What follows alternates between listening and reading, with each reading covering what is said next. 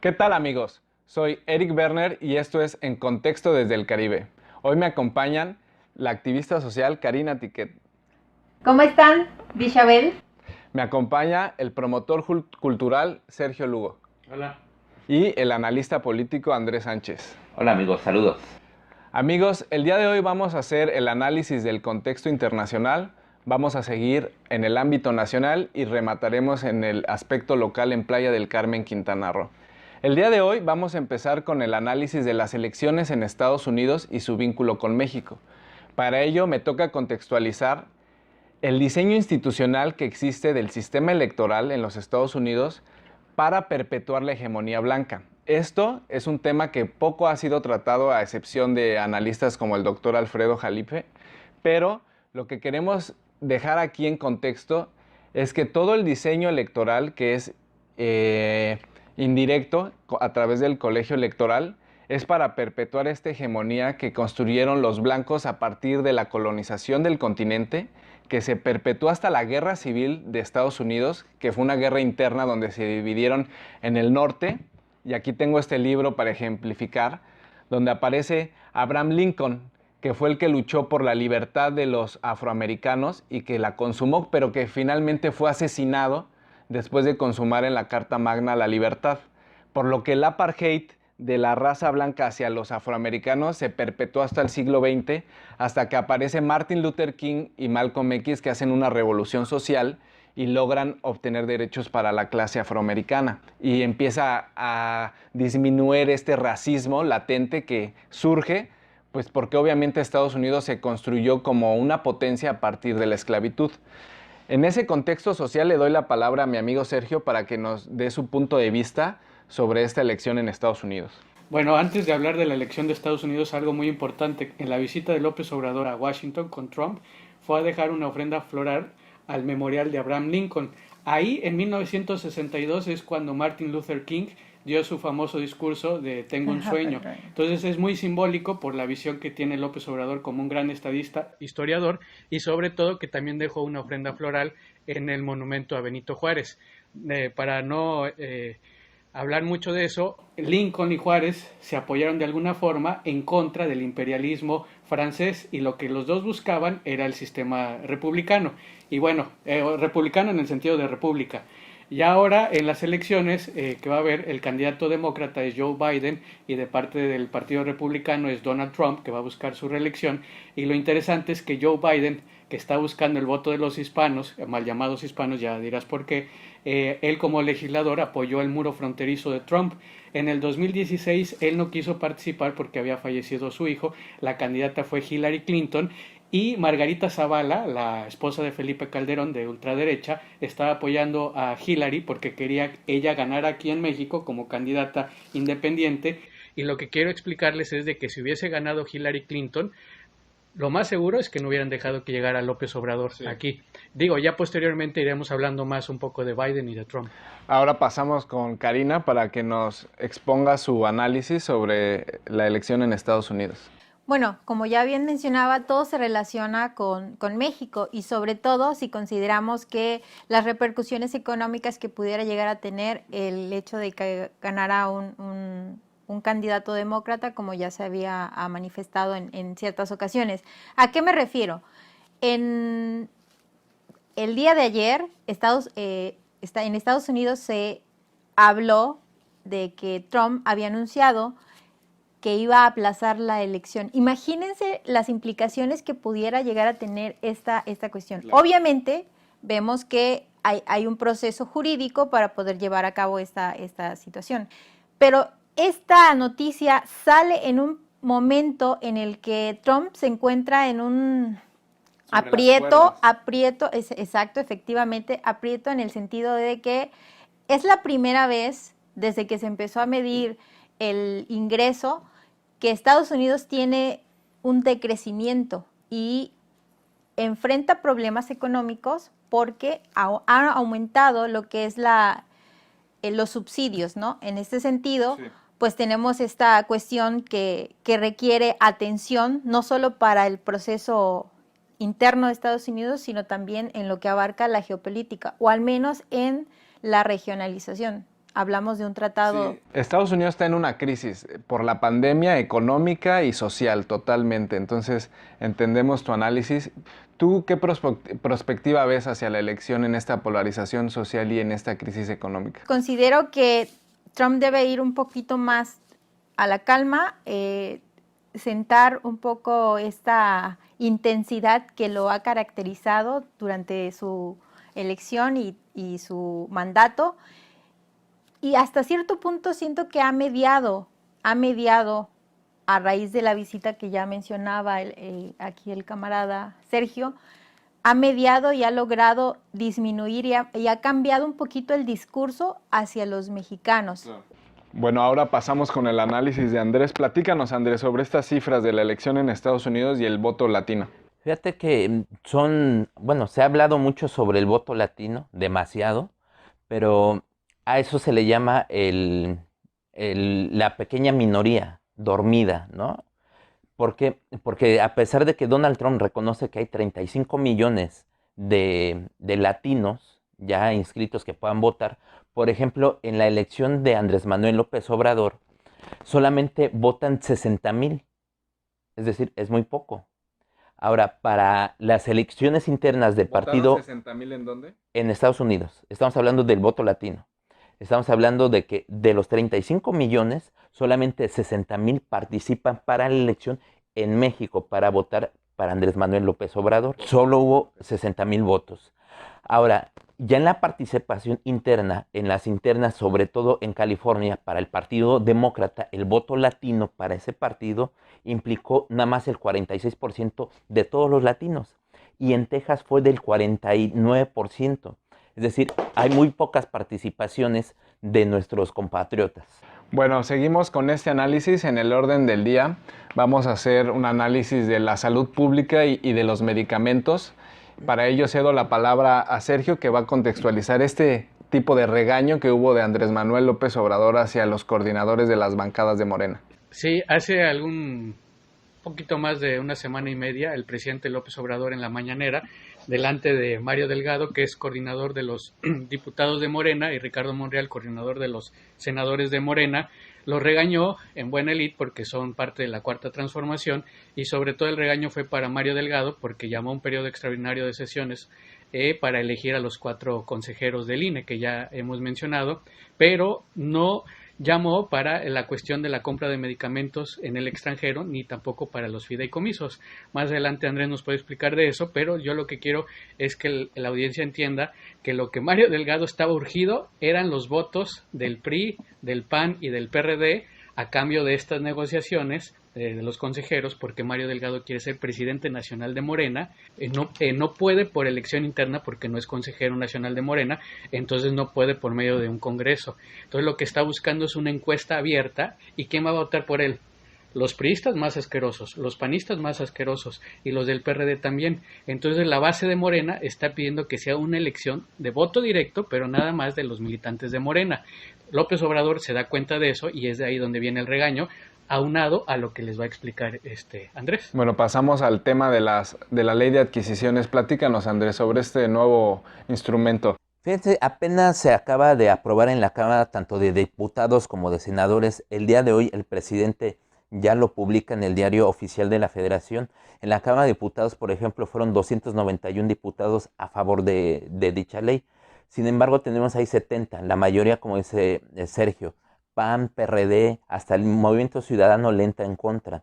¿Por qué? Porque simple y sencillamente están afectando, bueno, ven intereses afectados por parte de las farmacéuticas. Debemos de tener algo muy importante para esta nueva ley, el rotatorio de la Organización Mundial de la Salud. ¿Eso qué quiere decir? Que vamos a poder adquirir vacunas a muy bajo costo y con excelente calidad. En esencia, esa es la ley. Bueno, pasamos con Karina para que nos haga este análisis. Lo que comenta el camarada Sergio, el compañero Andrés, tiene mucha relación. Pareciera que no, pero todo está relacionado. ¿A qué me refiero? En días pasados se ha levantado una campaña contra el presidente por el tema de los niños y la cura y los medicamentos para los niños con cáncer y una serie de descripciones que ha tenido la derecha, o en este caso el grupo opositor. Para golpear. Para golpear, exactamente, para golpear al presidente. ¿Qué dice el presidente? A ver, se ha manejado el huachicol. Ya todos conocemos qué significa o qué abarca. Básicamente, eso es lo que estaba ocurriendo en el tema de los medicamentos. 3 empresas estaban controlando esta cuestión del suministro, entonces hacían y deshacían a su antojo. ¿Qué quiere el presidente con esta nueva ley? Que esté regulado y que organismos internacionales sean los que liciten, por medio de ellos se den la licitación. Obviamente van a participar estos que antes fueron parte de este sistema corrupto, pero bajo la línea o bajo el liderazgo de un ente externo, y ello le da democracia. Si estamos hablando de que queremos democracia en el país, pues necesitamos estos mecanismos. Claro. Bienvenida En ese sentido, en el tema de salud pública, otro de los temas relevantes ahora es el nuevo etiquetado de productos que ya se va a implementar, se aprobó anteriormente, pero empieza su implementación. Y pues ningún presidente se había atrevido a cobrarles impuestos a las grandes agroindustrias de este sector y mucho menos a ponerles este etiquetado, ¿no?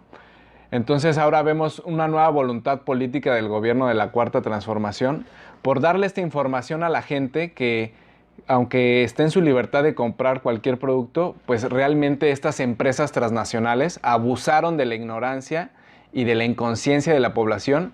Y hoy vemos las cifras alarmantes de la pandemia, pues porque tenemos una población mal alimentada y con problemas cardiovasculares que degeneran en problemas de diabetes, hipertensión y gran diversidad de padecimientos que obviamente se vinculan con esta pandemia, pero esperemos con este cambio estructural jurídico de la ley de adquisiciones para traer medicamentos importados sin la necesidad de someterse a estos monopolios y además este nuevo etiquetado, pues que haya un cambio en la salud pública. Ahora vamos a pasar al tercer tema, donde vamos a abordar el tema local, donde vamos a hablar del aniversario del municipio de Solidaridad. Para ello cedo la palabra a mi amiga Karina. En días pasados se celebró la conmemoración del aniversario del municipio de Solidaridad. Este municipio maravilloso que nos ha dado la bienvenida a todos los que venimos de distintas partes del territorio nacional, inclusive de otras partes del mundo. Este tema creo que lo va a abordar mi compañero Andrés más, pero yo quiero hacer énfasis en que también ese día se habló o se celebró de la lucha social maya, el Día Estatal de la Lucha Social Maya. ¿Y a qué refiere esto? A la guerra de castas. Vivimos en un municipio que para el resto del país se considera urbano y sin población indígena, lo cual es incorrecto porque si ustedes visitan la zona de La Colosio van a ver que hay muchas variantes de diferentes mayaparlantes, pero también de otras comunidades o regiones del país. Sí, Tabasco, Chiapas, diferentes etnias. Entonces, comentarles que esta guerra social, esta lucha social maya se dio en 3 etapas. La primera etapa fue de 1847, cuando inició en Columpich, en el que era dueño Jacinto Pat, y la segunda etapa partió del periodo de 1850 a 1860. Esta etapa fue el levantamiento, la confrontación o la negociación entre el gobierno mexicano, porque ya controlaban lo que era gran parte del territorio, ¿sí? Y la tercera etapa y más importante fue donde se estableció, que abarca de 1861 y 1900, donde ya se estableció en el territorio su sistema político y las bases de lo que hoy conocemos. Se ha invisibilizado, tan es así que existe un día de la lucha social maya a nivel estatal, pero yo propondría que exista un día nacional de la lucha social maya, por lo que ello implica. ¿A qué me refiero? Es el primer municipio de todo el territorio de Quintana Roo que cuenta con la Unidad de Asuntos Indígenas en el titular de Quetzaltzap y el compañero Hermelindo, grandes luchadores y grandes guerreros en este sentido, que han luchado y han hecho lo propio de las 33 comunidades que tenemos aquí en Solidaridad, de las 2.800 familias que representan 8.500, y esperemos que con el censo del INEGI que se va a publicar recientemente en futuras fechas, estos datos sean corroborados o inclusive sean ampliados. Claro, importante contextualizar que Playa del Carmen, Xamanjá, es tierra maya y que ahora en el contexto del siglo XXI nos va a platicar Andrés sobre... Xamanjá, muy bien que mencionas, Xamanjá es lo que, para los que no lo conocen la palabra, Xamanjá está compuesta de dos palabras que significa aguas del norte. Ja es agua y Xamanjá norte, aguas del norte. Así es, así es. Adelante, Andrés. Fíjate que en este contexto, para el 28 de julio del 93 es cuando hacen jurídicamente el municipio. Pero, por ejemplo, el cronista municipal, Raimundo, él dice que hay dos conmemoraciones, una muy importante que es la del 28 de julio del 93, pero otra, él dice que puede ser el cumpleaños, por decirlo así, el primer cumpleaños del origen del nombre Playa del Carmen.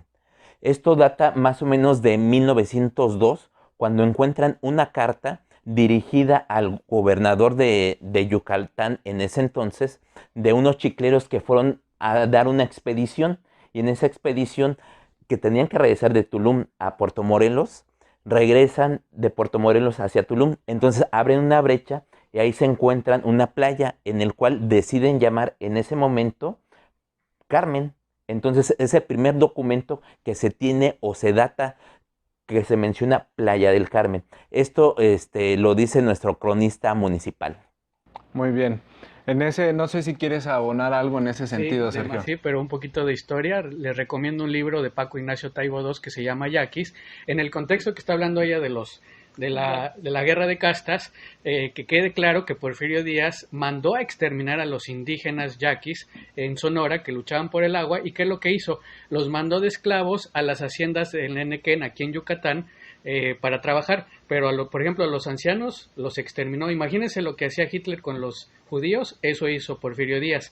La casta divina eran los blancos, los dueños de las haciendas del Enequén, que tenían como esclavos a los mayas que ella está mencionando. Algo muy importante, en 1918 llegó el general Salvador Alvarado a Yucatán para combatir a esa asquerosa casta divina, para derrotarlos, y después él se dio cuenta que lo que tenía oprimidos a los mayas, no fueron conquistados en sí, pero sí fueron conquistados con el fanatismo religioso católico, que desgraciadamente hasta ahora existe. Después llegó un hombre increíble, un socialista que se llama Felipe Carrillo Puerto, que gobernó Yucatán de 1922 a 24, y su hermana promovió el voto de la mujer. Eso es lo que hizo el comunismo, y es muy importante porque ellos dijeron, vamos a destruir y a combatir ese asqueroso fanatismo católico que tenía sometidos a los mayas junto con el alcoholismo. ¿Qué es lo que hizo Felipe Carrillo Puerto?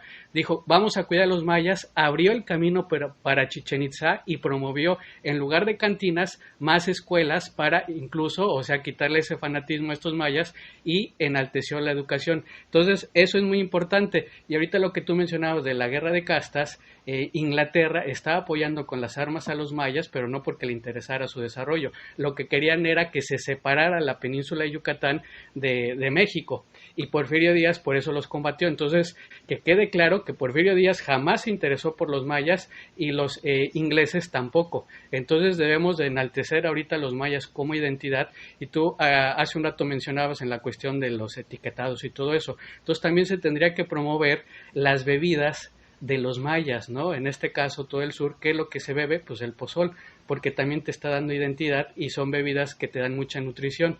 Entonces apoyo a lo que dice Karina de que debemos de promover eso. Y ya nada más con esto termino. El 12 de octubre, que mal llamado dicen que el día día de la raza, no, es el día de la conquista, cuando vinieron los españoles católicos a asesinar y a violar a las mujeres indígenas. Con eso termino. Yo fíjate que ahí hay un debate precisamente si realmente fue una conquista o fue una invasión.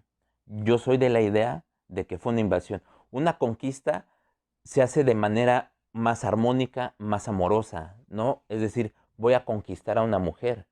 No llego y golpeo a mi posible pareja. Sin embargo, fue una invasión a mi punto de vista y muchos comparten esto. Fue una invasión, nos vinieron a invadir y nos vinieron como pueblo originario, nos vinieron a partir toda la cultura. Y hay algo muy importante.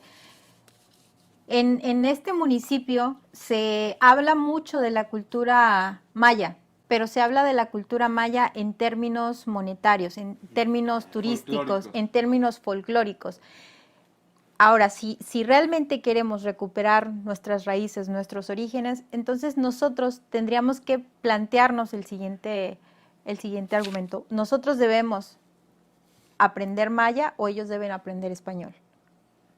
Claro, Eso hablamos de integración. Entonces también ver que solo tomar el tema de lo maya, la cultura maya, y no solo ellos, sino todas estas culturas que convergen en el municipio para un tema turístico, no es algo decente.